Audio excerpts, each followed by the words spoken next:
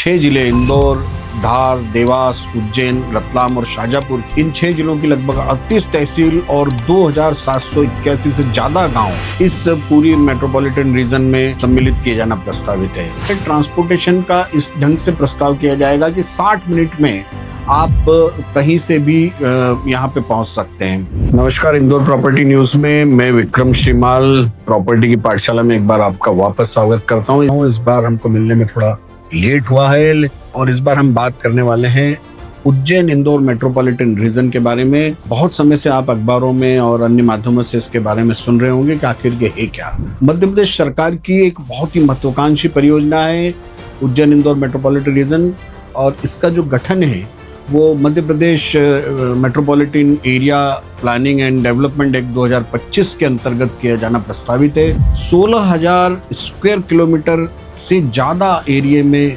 यह पूरी योजना प्रस्तावित है। इंदौर सहित इसमें 6 जिले इंदौर, धार, देवास, उज्जैन, रतलाम और शाजापुर, इन 6 जिलों की लगभग 38 तहसील और 2781 से ज्यादा गांव इस पूरी मेट्रोपॉलिटन रीजन में सम्मिलित किए जाना प्रस्तावित है। ये जो पूरा मेट्रोपॉलिटन एरिया बनेगा, इसमें अनुमानतः लगभग 1 करोड़ लोग इस पूरे रीजन का हिस्सा बनेंगे।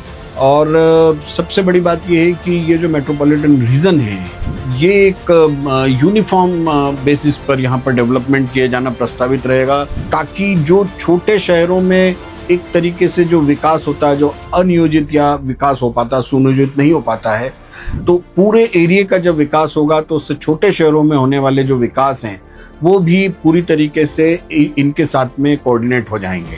अब आखिर इतना महत्वाकांक्षी परियोजना का क्या फायदे हैं, क्या इसके उद्देश्य हैं, क्या वाकई हमें इससे फायदा होगा, क्योंकि इंदौर मास्टर प्लान आने में भी इसके कारण देरी हो रही है, जिससे कई तरीके की समस्याएं भी हो रही हैं।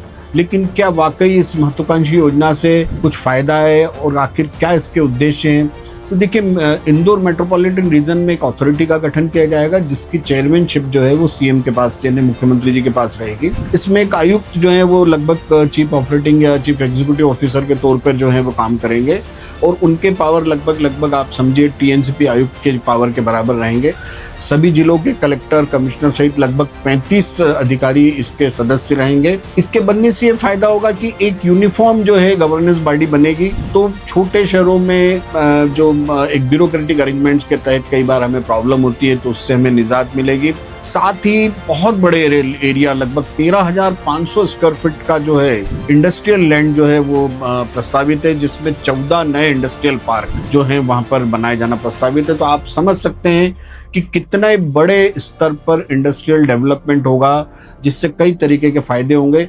इसके अलावा इस पूरे एरिया में ट्रांसपोर्टेशन का इस ढंग से प्रस्ताव किया जाएगा कि 60 मिनट में आप कहीं से भी यहाँ पे पहुंच सकते हैं। एक सबसे बड़ा जो इसका उद्देश्य वो ये है कि लगभग 200-250 किलोमीटर में इंदौर जो है वो इकोनॉमी का एक तरीके से पावर सेंटर है। तो इस इकोनॉमिक ग्रोथ का जो सेंट्रलाइजेशन है उसको डिसेंट्रलाइज करने के लिए ये एक पूरा मेट्रोपॉलिटन रीजन जो है वो प्रस्तावित है, ताकि जब ये पूरा मेट्रोपॉलिटन रीजन बनेगा तो छोटे शहरों की तरफ भी अच्छे हेल्थ केयर सेंटर, अच्छे एजुकेशन सेंटर, साथ ही कई जॉब्स वहाँ पर क्रिएट होंगे।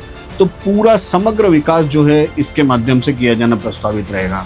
इसके अलावा 2028 का जो सिंहस्थ उज्जैन में है, 30 से 40 करोड़ लोग लगभग संभावित यहाँ आने वाले हैं। तो इतने 30 से 40 करोड़ श्रद्धालुओं को जो एकोमोडेट करने के लिए मेगा जो बहुत सारे प्रोजेक्ट जो चल रहे हैं, तो उससे 30 से 40 करोड़ लोग जो श्रद्धालु यहाँ आएंगे वो एकोमोडेट होने में बहुत सहायता मिलेगी। इसके अलावा इसमें मेट्रोपॉलिटन रीजन में से जो एक बड़ा फायदा होने जा रहा है वो ये है कि स्ट्रक्चरल डेवलपमेंट होगा, इकोनॉमिक डेवलपमेंट होगा, और साथ ही लोगों के जीवन शैली में भी काफ़ी बदलाव आएगा। लगभग 5 लाख से ज़्यादा जॉब जो हैं इस इकोनॉमिक डेवलपमेंट और जो ये उज्जैन इंदौर मेट्रोपॉलिटन रीजन बनेगा उससे नए जॉब क्रिएट्स होंगे। लोगों की जीवन शैली में आमूल परिवर्तन आने की उम्मीद है। लोगों की क्रय शक्ति बढ़ेगी, जिससे कई तरीके के डेवलपमेंट जो हैं वो होंगे। इसके साथ ही स्पेशलाइज्ड जो हैं वो सेगमेंट जो हैं वो डेवलप किए जाएंगे। जैसे पीथमपुर जो है वो इलेक्ट्रॉनिक व्हीकल के सेंटर के तौर पर लाया जाएगा। विक्रम उद्योग नगरी उज्जैन में जो है वहाँ पर एक एंकर इंडस्ट्रियल सिटी के तौर पर उसे डेवलप किया जाएगा। रतलाम चूंकि DMIC Delhi Mumbai industrial corridor के काफ़ी करीब है, तो लॉजिस्टिक हब के तौर पर रतलाम को जो है विकास किया जाएगा। तो अलग अलग सेक्टर के स्पेशलाइज सेगमेंट आने के कारण विकास काफ़ी अच्छे तरीके से हो पाएगा। इसके साथ ही इंटरनेशनल फ्रेट लेन भी एक डेवलप होगा, जिससे इंपोर्ट एक्सपोर्ट में हमको ड्राई पोर्ट मिलने की या होने की पूरी संभावना होगी, जिससे इंपोर्ट एक्सपोर्ट का बिजनेस भी यहाँ पर हमको काफ़ी बढ़ने की उम्मीद है। साथ ही मेट्रो जो भी इंदौर में है, वो मेट्रो को पूरे मेट्रोपॉलिटन रीजन में, जैसे आपने बॉम्बे जो बृहद मुंबई का एक हिस्सा है, या हम यूँ कहें कि उज्जैन इंदौर मेट्रोपॉलिटन रीजन एक तरीके से बृहद इंदौर का ही एरिया कहलाया जाएगा। तो यहाँ पर लोगों को जो ट्रांसपोर्टेशन की सुविधा है मेट्रो के माध्यम से देवास उज्जैन ही नहीं बल्कि रतलाम शाहजहाँपुर तक जो है ये परियोजनाएं जो हैं वो आगे प्रस्तावित रहेंगे। इसके साथ ही लगभग 165 किलोमीटर का आउटर रिंग रोड एक नई ट्रांसपोर्टेशन व्यवस्था देगा। उज्जैन इंदौर जो ग्रीनफील्ड एक्सप्रेसवे बनने जा रहा है, तो आवागमन के साधन, ट्रांसपोर्टेशन और कई तरीके के सुनियोजित विकास होने के कारण 2047 के पहले मालवा एक नए पावर हाउस के रूप में डेवलप होगा। इसके अलावा इन सब चीज़ों के कारण जो है वो कल्चरल और लोगों का जो है व्यक्तिगत तौर पर भी काफ़ी अपलिफ्टमेंट होगा, और एक माइग्रेशन जो है या अर्बनाइजेशन जिसको हम कहते हैं, या इंदौर शहर पे जो दबाव है, या आने वाले समय में जो इंदौर पे जो एक तरीके का प्रेशर है जो हमेशा बना रहता है, उससे भी काफ़ी हद तक हमको इसमें निजात मिलेगी।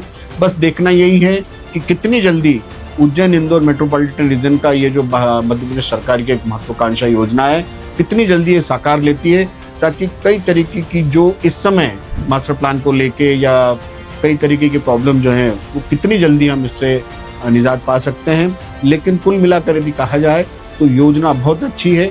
न सिर्फ एक जिले बल्कि 6 जिलों के लगभग 1 करोड़ लोग इससे लाभान्वित होंगे।